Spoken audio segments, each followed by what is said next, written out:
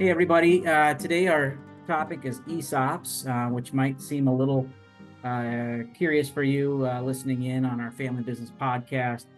Why are we talking about ESOPs? That seems like maybe a topic that would be for other audiences, but in fact, ESOPs are a great tool for lots of family businesses to consider for a variety of reasons. And so today I'm joined by Robert Cramer, who's the chairman of the board for Cramer and Associates out of the Des Moines area. Robert, so thrilled to have you with me here. Take a little bit of time from your schedule to join us to talk a little bit more about why your family pursued an ESOP path for part of the ownership of your company. And maybe I'll just start with that, Robert, if you could kind of just maybe talk a little bit about why your family chose to go down that path. Yeah, thanks for having me. So Cramer and Associates is a bridge construction company. We work all around Iowa and a little bit around surrounding states. But it was founded by my dad, and then he added his brothers. And he had graduated from Iowa State back in 1950. He was actually an ag major, but because the DOT is there in Ames, he was just working summers as an inspector, and a contractor hired him, and that contractor made him a partner, and then transitioned. His brothers came up and joined him and started Cramer Brothers. And then in the 1978, they made the decision to go start Cramer and Associates Inc., which was both non-union as opposed to Cramer Brothers, and formed as an ESOP. So the reason my dad always gave me, and by the way, I didn't come to the company full time until 1990, and then transitioned to where my cousin and I became co-president in 2000, and my dad passed away in 2002. So, but what he always told me was, hey, if you're just looking at an ESOP to avoid taxes or to some benefit to yourself, he goes, I think you'll be disappointed. Okay. He goes, but if you're looking at it as a giveaway to the employees and a way to make employees owners, he goes, then you'll be very pleased. And he has been proven to be correct. He really treated it as a retirement plan for the employees. But what, I don't know if he knew it, but certainly what happened was, as the employees became owners, it just changed the culture of the company. You know, it just now everybody in the company is working to make it the most profitable company it can be, and everybody has a vested interest. So were you there prior to going ESOP and thereafter it went ESOP, obviously? No, I was probably about 10 Okay. years old. So I didn't really experience the part before, but I will say in those early years, the way they set it up is you could, at the end of the year, the company would contribute to the plan, somewhere between 5 and 15% of the employees' wages. And so, all the employees, when they kind of started off, it was fairly small numbers, so they really didn't, I don't know if they really understood the impact of it. But here's a story I like to tell. I'll tell real quick. Is probably 10 years ago, an employee came in, and he'd been with us quite a while, but he had a work comp claim and needed a prescription, and for some reason they didn't fill it. So I said, well, go ahead and pay the $80 and I'll pay you back. So he came in the office and said, here's the receipt. I said, okay, can we put it on your next check? And he goes, well, no, I kind of need it right now. So he was living paycheck to paycheck. He needed the $80. Okay. So we gave him the $80, and then he went outside and got in his $50,000 truck. But anyways, that's another story. Yeah.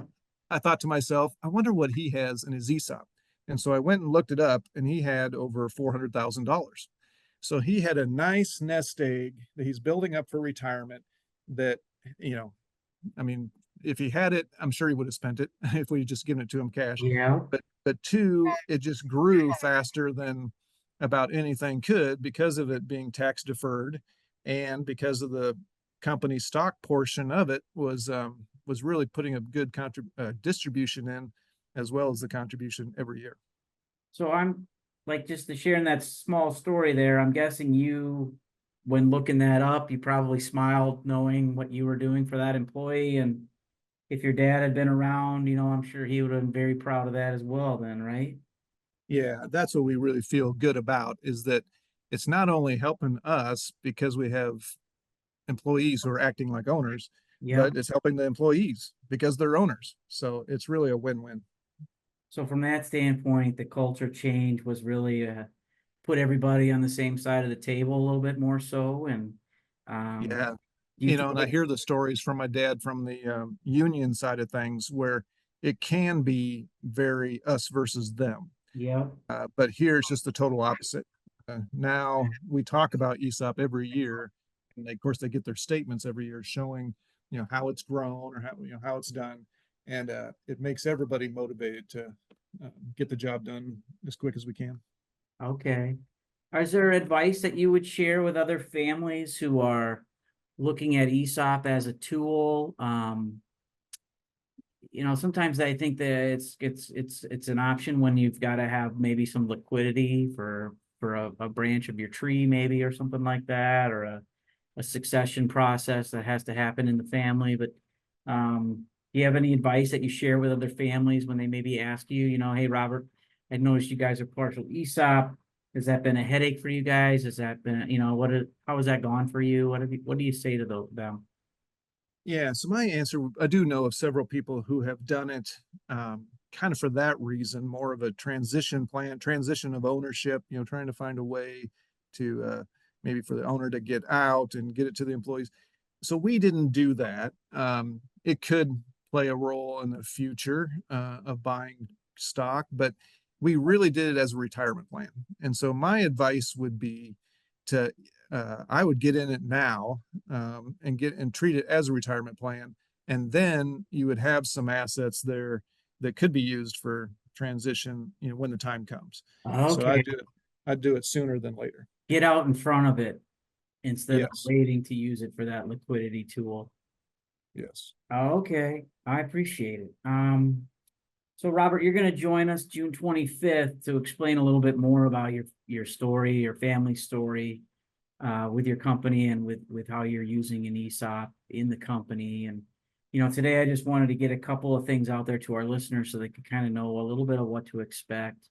Again, we'll be together again on June 25th at noon.